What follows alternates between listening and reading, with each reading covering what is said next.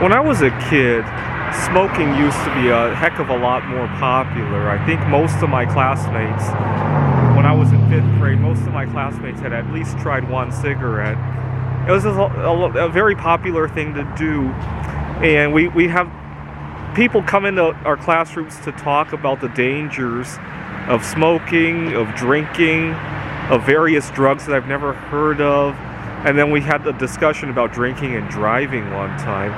Now I got really confused because we knew we shouldn't drink and drive, and smoking was often thrown into the mix in the discussion. So I thought smoking and driving would also be very dangerous. But then we'd be on the road and I would see the car in front of us smoking and driving. We go to a restaurant. At the time, smoking was allowed in a lot of restaurants. People would go there, have a great time, smoke a pack of cigarettes, and then they get in their car and drive. And it confused the heck out of me. Now, fast forward 20-some years later, I never had a smoking addiction. I do enjoy an occasional Cuban cigar, but I don't seem to have a problem with that.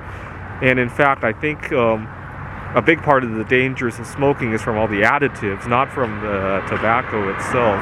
But that's another story for another time. Never had a problem with drinking. I drink an occasional beer. Never had a problem with that. But I did have a problem with another addiction. Now, some people say I got away with the addiction because the number one symptom of that addiction is that you look unattractive. And I didn't seem to have that big of a problem with that. The problem is I didn't get away with anything because it was intruding on my life. And guess what? It really was affecting my driving. I'd be driving somewhere, have a craving for this stuff, and all bets are off in terms of my safety and all that. Now, what I found really interesting, now looking back at it, is we often had seminars about smoking, and they would talk about all these chemicals that were added to cigarettes. When I was in 6th grade, I had a teacher who accidentally mixed ammonia and bleach. And at the time, I didn't know what ammonia was. I didn't know what the hell he was talking about until one day the anti-smoking people came in to talk about all the additives that are in cigarettes, and ammonia was among them. And then it dawned on me that cigarette paper is also bleached, and so ammonia and bleach in a cigarette. And that really, I really liked my 6th grade science teacher, and so that really convinced me to never think about smoking.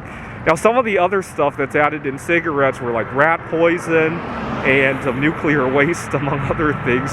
And I think it just made smoking all that more cool. Like, what kind of kid wouldn't want to smoke some rat poison and nuclear waste? I think that was a bad approach.